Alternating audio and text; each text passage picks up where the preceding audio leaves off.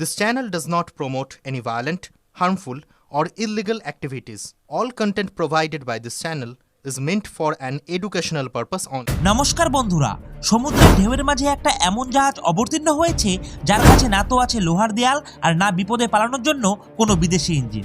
এটা 2025 সালের হাইটেক ভারত, যেখানে আমরা হাইপারসনিক মিসাইল আর নিউক্লিয়ার সাবমেরিনের কথা বলি।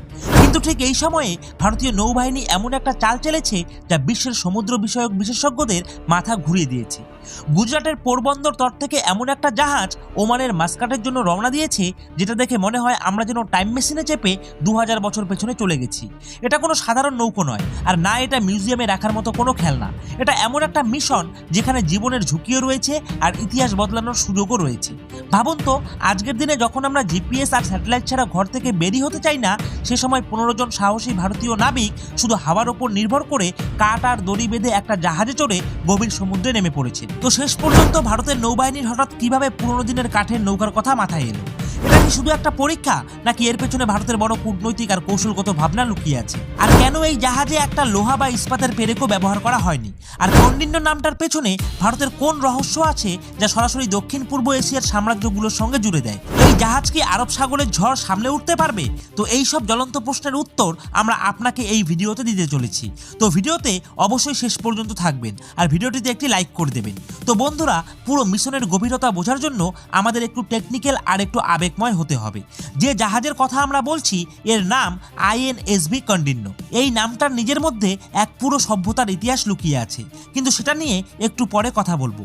আগে কথা বলি সেই আশ্চর্যের যা এখন আরব সাগরের ঢেউয়ের সঙ্গে লড়াই করছে। আজকের সময়ে জাহাজগুলি স্টিল দিয়ে তৈরি হয়, ওয়েল্ডিং করে জুড়ে দেওয়া হয়, আর তাতে হাজার হাজার হর্স পাওয়ারের ইঞ্জিন থাকে। কিন্তু INSV কন্ডিন্য এই সব নিয়মকে ভেঙে দিয়েছে। এটা ভারতীয় নৌবাহিনীর একটা নন কমব্যাট সেলিং ভেসেল। সহজ ভাষায় বলতে গেলে এটা যুদ্ধ করার জাহাজ নয়, বরং সময়ের বিরুদ্ধে লড়াই করার একটা জাহাজ। এই জাহাজটা আমাদের এটা বোঝানোর জন্য তৈরি করা হয়েছে যে যখন ইউরোপের মানুষরা ঠিকঠাক করে কাপড় পরার নিয়ম জানতো না, তখন ভারতের নাবিকরা সমুদ্রপথে সারা বিশ্বের সঙ্গে ব্যবসা করত। গুজরাটের পোরবন্দর থেকে ওমানের মাস্কাট পর্যন্ত এই যাত্রা শুধু একটা ট্রিপ না, এটা সেই পুরনো মশলা রুটগুলোকে আবার জীবন্ত করার চেষ্টা, যেখানে একসময় ভারত তার সাম্রাজ্য বিস্তার করেছিল। এই জাহাজ বানাতে যে টেকনোলজি ব্যবহার করা হয়েছে সেটা এতটাই আধুনিক যে এই হাইটেক যুগের ইঞ্জিনিয়াররাও অবাক হয়ে যাচ্ছে। এতে কোনো স্ক্রু নেই, কোনো ওয়েল্ডিং নেই। তাহলে এটা কিভাবে এত মজবুত হয়েছে? আসলে এটা মজবুত হয়েছে কারণ এটা ভারতের হাজার বছর পুরনো স্টিচড প্ল্যাঙ্ক টেকনোলজির জন্য, মানে কাঠ সেলাই করার কৌশল। হ্যাঁ, ঠিক শুনেছেন, কাঠকেই সেলাই করা হয়েছে। এখন আপনি হয়তো ভাবছেন কাঠকে কিভাবে সেলাই করা যায়। এটাই তো ভারতের প্রাচীন বিজ্ঞানের আসল জাদু। এই প্রযুক্তিটাকে টাঙ্কাই পদ্ধতি বলা হয়। এতে জাহাজের কাঠামো তৈরি করার জন্য বড় বড় কাঠের তক্তাকে নেওয়া হয়, কিন্তু সেগুলোকে একসাথে জোড়ার জন্য লোহার পেরেক ব্যবহার করা হয় না। এর বদলে নারকেলের ছোবড়া থেকে তৈরি শক্ত রশি দিয়ে কাঠের তক্তাগুলোকে একসাথে সেলাই করা হয়, ঠিক যেমন একটি দর্জি কাপড় সেলাই করে। এখানে শুধু সূচ আর সুতো অনেক বড় আর মজবুত হয়। এখন প্রশ্ন ওঠে, লোহার পেরেক কেন ব্যবহার করা হয়নি? দেখুন, আমাদের পূর্বপুরুষদের কাছে কি লোহার অভাব ছিল? না। ভারত সেই দেশ যা দুনিয়াকে স্টিল দিয়েছে, কিন্তু সমুদ্রে লোহার একটা সমস্যা আছে।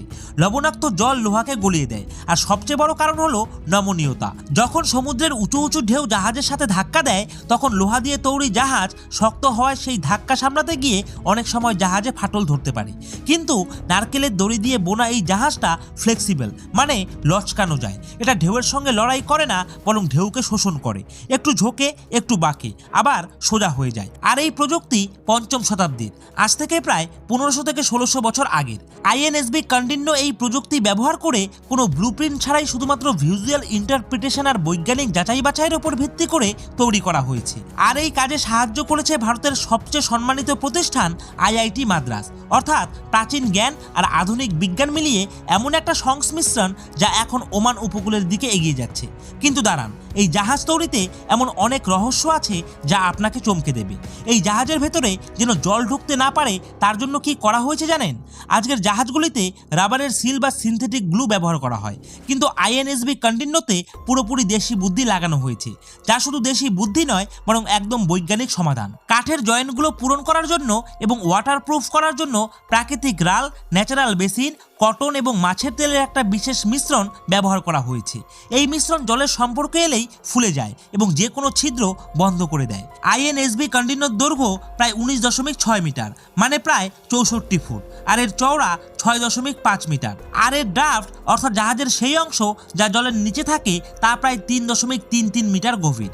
অর্থাৎ সবচেয়ে বড় কথা হলো এতে কোনো প্রোপালশন সিস্টেম নেই, মানে যদি বাতাস না থাকে জাহাজটা একদম থেমে থাকবে, আর যদি বাতাস উল্টো দিকে চলে জাহাজ সামলানো নাবিকদের জন্য এক ধরনের কঠিন পরীক্ষার মতো হবে। এতে থাকা 15 জন নাবিকের টিমকে বিশেষ প্রশিক্ষণ দেওয়া হয়েছে যাতে তারা বাতাসের দিক চিনতে পারে, মেঘের অবস্থা বুঝতে পারে আর তারাদের অবস্থান দেখে সঠিক পথ নির্ধারণ করতে পারে। এটা পুরোপুরি প্রকৃতির সঙ্গে মিল রেখে চলার একটা মিশন। এই জাহাজটা ফেব্রুয়ারি 2025-এ লঞ্চ করা হয়েছিল, আর মে মাসে অফিসিয়ালি কর্ণাটকের ব্যবসায় ভারতীয় নৌবাহিনীতে যুক্ত করা হয়। এটা শুধু একটা কাঠের কাঠামো না, এটা ভারতের সামুদ্রিক ঐতিহ্যের একটা ভাসমান দুর্গ। এখন একটু এই মিশনের কৌশলগত আর কূটনৈতিক দিকগুলি দেখে নেওয়া যাক, যা অনেক গুরুত্বপূর্ণ। ভারতের সরকারি সংস্কৃতি মন্ত্রণালয় আর ভারতীয় নৌবাহিনী মিলে এই প্রজেক্ট চালাচ্ছে। এটা প্রজেক্ট মৌসুমের আওতায় আনা যেতে পারে। আপনি হয়তো জানতে চাইবেন ওমানি কেন? দেখুন, ওমান আর ভারতের সম্পর্ক হাজার হাজার বছর পুরনো। হরপ্পা সভ্যতার সময় গুজরাটের লোথল আর ওমানের মধ্যে ব্যবসা হয়েছে। যখন INSB কন্টিন্যু ওমানের মাস্কাট পৌঁছাবে তখন এটা পৃথিবীর কাছে একটা স্পষ্ট বার্তা যাবে। বার্তাটা হলো ভারত মহাসাগরে ভারতের উপস্থিতি কালো ছিল, আজও আছে আর আগামীকালও থাকবে। যারা বলে ভারত নেভিগেশন আর জাহাজ বানানো ইংরেজ বা মোগলদের থেকে শিখেছে, তাদের মুখে এটা একটা কড়া থাপ্পড়। আসল কথা তো হলো যে নেভিগেশন শব্দটাই সংস্কৃতের নবগতি শব্দ থেকে এসেছে। এই জাহাজের ডিজাইনটি অজন্তার গুহায় তৈরি পেন্টিং থেকে অনুপ্রেরণা নিয়ে তৈরি করা হয়েছে। ভাবুন তো, অজন্তার দেয়ালে খোদাই করা ছবিগুলো আজ বাস্তবে পরিণত হয়ে সমুদ্রে ভাসছে। বিদেশি পর্যটকরা তাদের বইয়ে ভারতের যে বিশাল জাহাজগুলোর কথা লিখেছিল, আজ ভারত সেগুলো আবার তৈরি করে প্রমাণ করে দিয়েছে আমাদের শিকড় কতটা গাঢ়। এটা হলো সফট পাওয়ারের প্রদর্শনী। চীন তাদের সাবমেরিন পাঠিয়ে ভারতকে ভয় দেখানোর চেষ্টা করে, আর ভারত তার সংস্কৃতি আর ঐতিহ্যের জোরে সম্পর্কগুলোকে মজবুত করে। ওমানের সাথে এই মিশন ভারতের বন্ধুত্বকে আরও গভীর করবে, আর আরব জগতে ভারতের সুনাম অনেক গুণ বাড়িয়ে দেবে। কিন্তু এই জাহাজের নাম কন্টিন্যু কেন রাখা হয়েছে? এই নামটা কোনো র্যান্ডম সিলেকশন নয়, বরং এর পেছনে একটা ভূ রাজনৈতিক সংকেত লুকিয়ে আছে। কন্টিন্যু প্রথম শতাব্দীর এক মহান ভারতীয় নাবিক এবং রাজা ছিলেন। ঐতিহাসিক রেকর্ড, বিশেষ করে চীনা এবং দক্ষিণ পূর্ব এশিয়ার দলিলগুলো বলে যে কন্টিন্যু ভারত থেকে বেরিয়ে মেকং ডেল্টা অর্থাৎ আজকের ভিয়েতনাম আর কম্বোডিয়ার ওই এলাকায় গিয়েছিলেন। সেখানে তিনি স্থানীয় সোমা নামের এক রানীর সঙ্গে বিয়ে করেছেন এবং ফুনান সাম্রাজ্যের প্রতিষ্ঠা করেন। এটা দক্ষিণ পূর্ব এশিয়ার প্রথম এমন একটা বড় রাজ্য ছিল যার ওপর ভারতীয় সংস্কৃতির গভীর ছাপ ছিল। আজকের কম্বোডিয়া আর ওখানের খমের সাম্রাজ্যের শিকড় এই কন্টিন্যু রাজার সঙ্গে জড়িত। এই জাহাজের নাম তার নামে রেখে ভারত লুক ইস্ট এবং অ্যাক্ট ইস্ট পলিসিকে একটা নতুন ঐতিহাসিক ভিত্তি দিয়েছে। এটা দেখায় যে ভারতের প্রভাব শুধু পশ্চিম আরব পর্যন্ত সীমাবদ্ধ ছিল না, বরং পূর্বে কম্বোডিয়া আর ভিয়েতনাম পর্যন্ত ছড়িয়েছিল।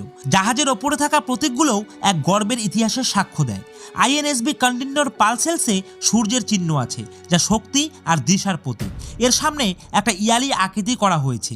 ইয়ালি একটা পৌরাণিক প্রাণী যার মধ্যে সিংহের মতো শক্তি থাকে এবং যারা মন্দিরগুলোর সুরক্ষা করে, আর এখানে এই ইয়ালি এই জাহাজের সুরক্ষা করছে। তার ওপর কদম্ব বংশের রাজকীয় প্রতীক গন্ডভেরুন্ডা 2 মাথা বিশিষ্ট ইগলো খোদাই করা হয়েছে, যা চারদিকে নজর রাখার শক্তি বোঝায়। এছাড়াও ডেকের ওপর একটা হরপ্পা স্টাইলে পাথরের অ্যাঙ্কার রাখা আছে, যা আমাদের সবচেয়ে পুরনো সভ্যতার সঙ্গে আমাদেরকে যুক্ত করে। এখন আপনি হয়তো বা ভাবছেন 2025 সালে এই কাঠের জাহাজের কাজ কি? এটা কি শুধু একটা শোপিস? এর উত্তর না, একদম না। ভারতীয় নৌবাহিনী এর মাধ্যমে অনেক কিছু শিখছে। সবচেয়ে আগে এটা উইন্ড এনার্জির সবচেয়ে দারুণ ব্যবহার। যখন গোটা পৃথিবী গ্রিন এনার্জির দিকে ছুটছে, তখন ভারত তার প্রাচীন জ্ঞান দিয়ে দেখাচ্ছে যে আমরা 1000 বছর আগেই ইকো ফ্রেন্ডলি ছিলাম। আরেকটা কথা, এটা নাবিকদের জন্য একদম পারফেক্ট ট্রেনিং গ্রাউন্ড। যখন আপনার কাছে GPS নেই, ইঞ্জিন নেই, তখন আপনার আসল দক্ষতা কিন্তু বেরিয়ে আসে। সমুদ্রে পথ হারানোর ভয়, হঠাৎ আসা ঝড়ে জাহাজ উল্টে যাওয়ার ঝুঁকি, আবার খাবার জলের অভাব, এসব চ্যালেঞ্জই একজন নাবিককে স্টিলের মতো কঠিন বানায়। INSB কন্টিন্যুর ক্রু প্রতিনিয়ত যেন মৃত্যুর সঙ্গে লড়াই করে যেতে পারে। আরব সাগরের আবহাওয়া কখনোই স্থির থাকে না। একটা ভুল সিদ্ধান্ত আর জাহাজ ডুবতে বেশি সময় লাগবে না, কারণ এতে কোনো মোটর নেই যা দ্রুত বিপদ থেকে বের করে দিতে পারে। এটা পুরোপুরি নাবিকদের বুদ্ধি, তাদের শারীরিক শক্তি শক্তি আর মানসিক দৃঢ়তার পরীক্ষাই বলা যায়। কেরলের ওই ঐতিহ্যবাহী কারিগররা যারা বাবু শঙ্করনের নেতৃত্বে নিজেদের হাতে এটা তৈরি করেছে, তাদের কারিগরিতেও এটা একটা কঠিন পরীক্ষা। যদি এই জাহাজ ওমানে নিরাপদে পৌঁছয় আবার ফিরেও আসে, তবে সেটা আধুনিক ইঞ্জিনিয়ারিংয়ে এক জোরালো জবাব হবে যে পুরনো মানেই বাজে নয়। এটা আত্মনির্ভর ভারতের সবচেয়ে জীবন্ত উদাহরণ। তো বন্ধুরা, এই পুরো বিষয়ে আপনাদের মতামত কি? আপনাদের গুরুত্বপূর্ণ মতামত অবশ্যই কিন্তু আমাদের কমেন্ট বক্সে লিখে জানাতে একদম ভুলবেন না। আর আজকের এই ভিডিওটি যদি আপনাদের কাছে ইনফরমেটিভ আর পাওয়ারফুল লেগে থাকে, তাহলে অবশ্যই ভিডিওটিতে একটি লাইক করে দেবেন এবং আপনাদের বন্ধুদের সাথে এই ভিডিওটিকে শেয়ার করে দেবেন। আর প্রতিনিয়ত জিওপলিটিক্স সম্বন্ধিত ভিডিও পেতে হলে অবশ্যই আপনারা আমাদের এই নিউজ জিওপলিটিক্স ইউটিউব চ্যানেলটিকে সাবস্ক্রাইব করে দিয়ে পাশে থাকা বেল আইকনটিকে বাজিয়ে দেবেন। তো বন্ধুরা, আজকের মতো ভিডিওটা এখানেই শেষ করছি। জয় হিন্দ, জয় ভারত।